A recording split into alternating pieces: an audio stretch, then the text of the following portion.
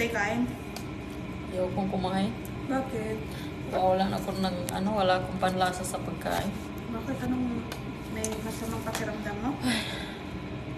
Ang sakit na marinig ko yung nasa hospital si BBM. Wala akong gana. Wala kang ganang kumain? Wala. Idol ko yun ng presidente. Wala tayong magawa. Kasi, siya, may sakit kasi siya. Kumusta na kaya siya? Sana naman may tumawag sa akin dito na okay lang siya.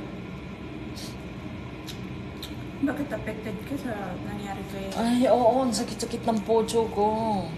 Kawawa ka naman. Makabibim ka talaga, no? Oh. Yeah. Lumpinin mo ng garunahan. Oh, baka tawag na yan. Okay lang ba si BBM? Ha? Na, umiiyak. Hinamba.